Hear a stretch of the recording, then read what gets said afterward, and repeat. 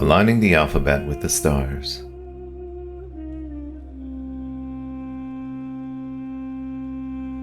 Aligning the 22 letters of the ancient Hebrew alphabet along the ecliptic path is not a small, easy task.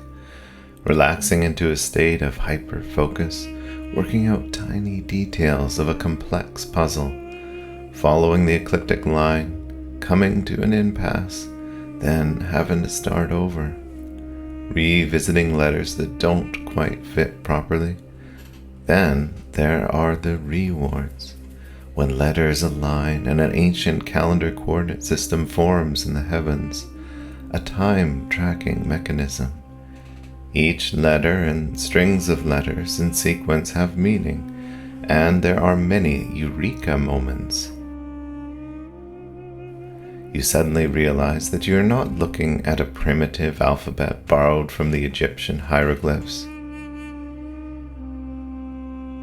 You are looking at an advanced alphabet, an alphabet coordinate system used to map space, time, and phonetics. You are now embarking on an archaeological expedition where your tools don't point downward to the sand of the earth, but upward into the celestial sand of the heavens.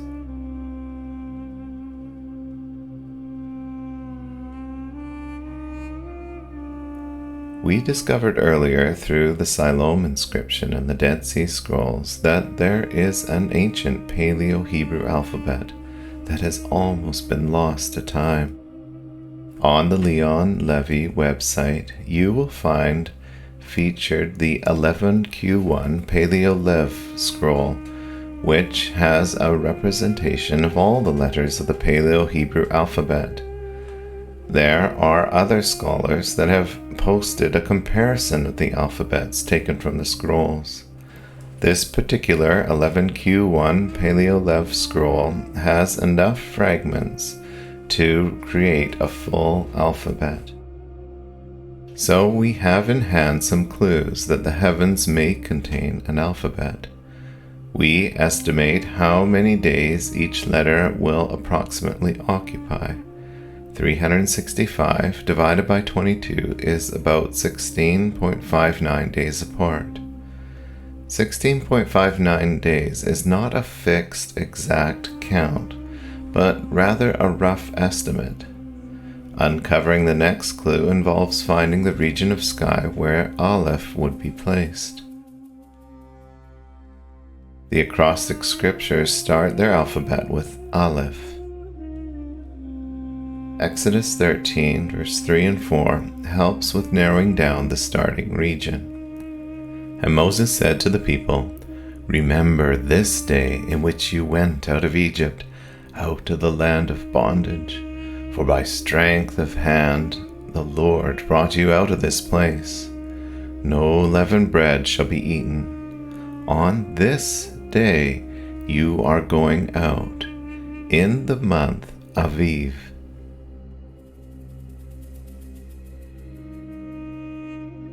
I often use Brown-Driver-Briggs Hebrew English lexicon as the authors grouped words together into families of related words according to their meaning. The Hebrew word Aviv is right near the start of the lexicon, only a few entries below under Aleph.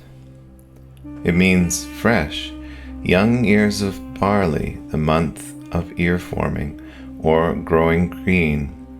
Aviv, the month of Exodus and Passover. This clue seems small, but we have to start somewhere. The Aleph will be in the spring, around the time of Passover. The next clue involves finding where to look in the night sky at Passover time. Do we look east or do we look west? Sunrise or sunset? Over the course of a year, Earth's orbit around the Sun will shift the region of stars that are blotted out by the Sun. In Genesis 1, there is a strange phrase that repeats for each day. There is an evening and there is a morning, day 1. And again it repeats. There is an evening and there is a morning, day second. And it goes through all the 6 days saying the same thing. Now, normally I would consider a day to start in the morning and end in the evening. This particular evening and morning clue is drawing our attention to the best time to discern the progress of time. In the evening and in the morning, one can look at the night sky to see the sun, moon, planets, and stars against the backdrop of Earth's horizon to discern the passing of time. Everyone loves to observe the beautiful blend of sunset hues in the evening sky, as well as in the sunrise morning. Evening and morning are also the best times to observe the brightest stars. The dimmer stars are blotted out during the evening and morning twilight hours. This also provides us with another clue as to which stars are used for the constellation letters. It would make sense to use the bright stars that are able to shine at dusk and dawn. At twilight, most dim stars are hidden, leaving only a few bright stars to choose from.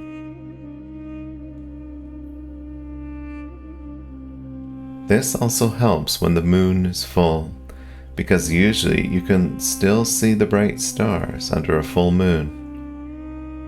There are also some small traces of this practice still kept through Jewish traditions. The point when 3 medium stars are observable in the night sky with the naked eye. The time when Shabbat and Yom Tov ends is defined as the point at which at least one cluster of 3 small stars is observable in the night sky with the naked eye. Now on to the next clue. How will we orient the letters? For this we will take a very close look at the Paleo Hebrew in the Dead Sea Scrolls. Notice there is a line along the page. In school I was taught that the letters sit on the line. However, in the Dead Sea Scrolls, most of the letters hang down from the line except for one letter. The letter Lamed, in the middle of the alphabet, is above the horizontal line. When considering the alphabet, we already read about a line in Psalm 19. Their line has gone out through all the earth, and their words to the end of the world. As discussed earlier, a calendar system would require the stars for the letters to be placed along the ecliptic path that the sun, moon, and planets follow. The order will be the same order as listed in the acrostic Psalm 119. Next, there is something particularly strange about these Paleo Hebrew letters. Modern alphabets normally use lines on the page to keep the letters straight. Pen strokes will often be parallel or perpendicular to the line on the page. However, these ancient Paleo Hebrew letters are rarely parallel or perpendicular to the line on the page. The photos on the scroll are not straight with a horizontal line. So first we need to align them.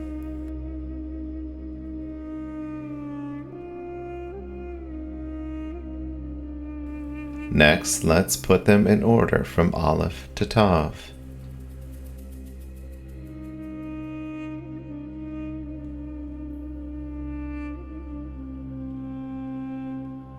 Near the beginning of the alphabet, the vertical pen stroke line is much different than the letters near the middle of the alphabet. Notice the angle of the vertical top to bottom pen strokes gently shift in relation to the dark red line over the course of the alphabet. This applies to most, but not all letters. So we have gathered a handful of clues for this Alef-Bet star map. Let's start matching the shapes along the ecliptic path. Most parents and small children will have some basic experience with this type of exercise. We will look at the letter constellations from two perspectives. First, standing on Earth looking at the stars. Then second, a view from space. It is now time to put a face and symbols back onto this calendar system. I warned you at the beginning that we will be diving into the geeky details. We will use the open source software called Stellarium to assist in getting the letters aligned. Set the location to Jerusalem. The date to -3000.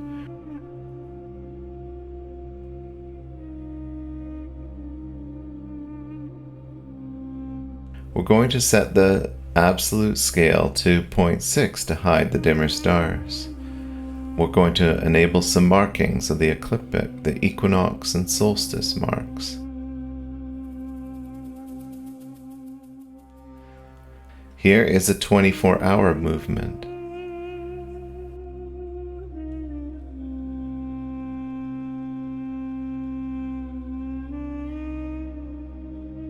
And here are day movements looking at the same region each night. Like restoring data from a broken hard drive, let's attempt to reconstruct a rough star map for the Paleo Hebrew letters, using these clues that we have found. 365 days in a year into the 22 letter regions. Each vertical pen stroke will be approximately 16.59 days apart. The letters will follow this ecliptic path, with the letter Aleph starting in the spring. The ecliptic path is parallel to the horizontal line on the scroll. First, align the letter to the ecliptic path.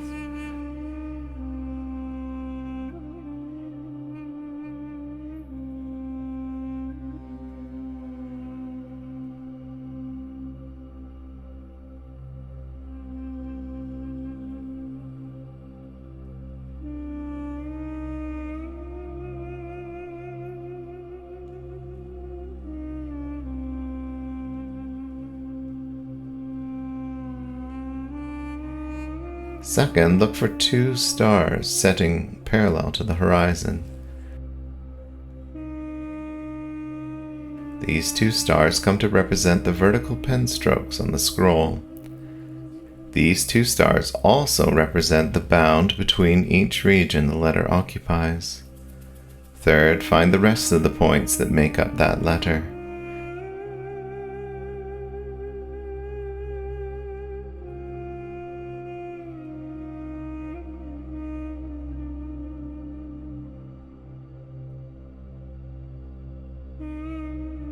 Then repeat for each of the 22 letters. These vertical pen strokes mark the end of one letter region and the beginning of the next. The line on the page and the letter's vertical stroke generally match the annual change in angle between Earth's horizon and the ecliptic path. This angle changes over the course of a year. At a fixed latitude, this change in angle is relatively constant due to Earth's 23.4 degree tilt. Earth's tilt in relation to the ecliptic path over the course of a year moves between two extreme angles measured up from the horizon. First, the spring equinox, where the angle is greatest, around Aleph. Second, fall equinox, where the angle is the smallest. That was the perspective from standing on Earth. Next, we're going to look at this again, but this time from the perspective of space. First, we will set the Earth at the spring equinox on its orbit around the Sun. Next, we will set the Fertile Crescent so that it is at sunset. Then we will set the ecliptic path so that it is flat. Next, grab a screenshot and paste it into your favorite open source art program. I'll put on my Bob Ross wig and draw a man in the Fertile Crescent looking at the sunset. Next, I'll grab the letter Aleph from the Dead Sea Scrolls, paste it as a new layer. Then we will align the red line on the scroll to the ecliptic path.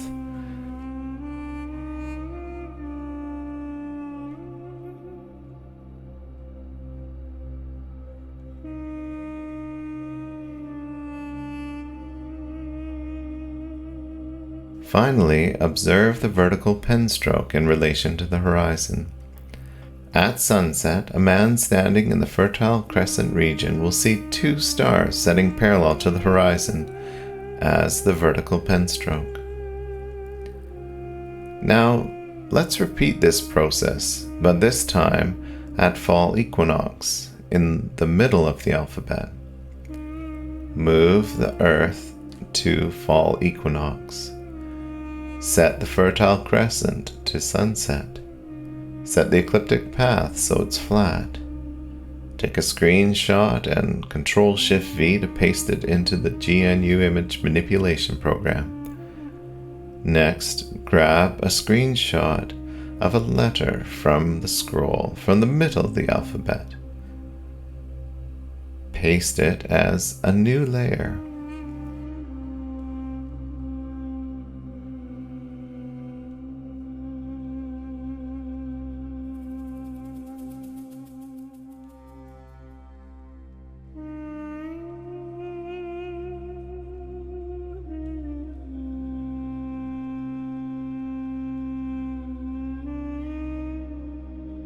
Align the red line on the scroll to the ecliptic path.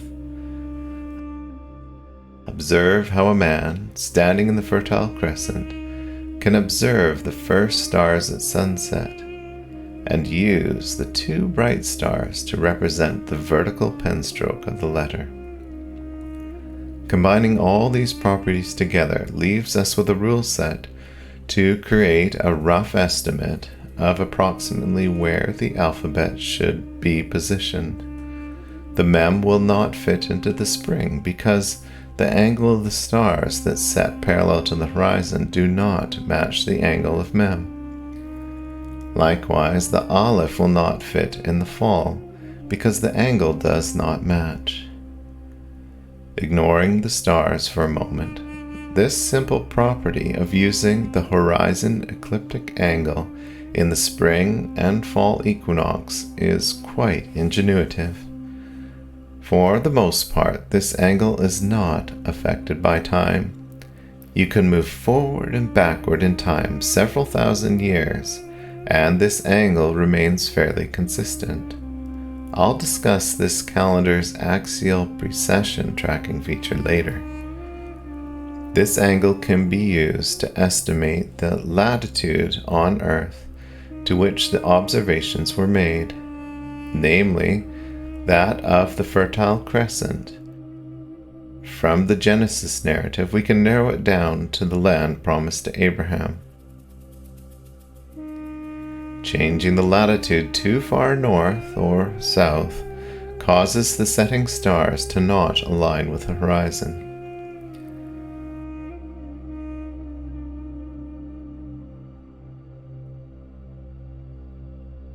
There are also several more very interesting ways to check the alignment of the letters with the stars.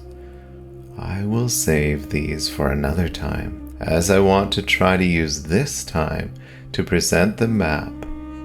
Apply it to a calendar, the calendar described in the Noah narrative. Later we'll return and pick up more details. Please understand that we are trying to reconstruct something that has been lost for thousands of years. It is a continual work in progress, as this map becomes more captivating when one starts using it as a calendar clock system.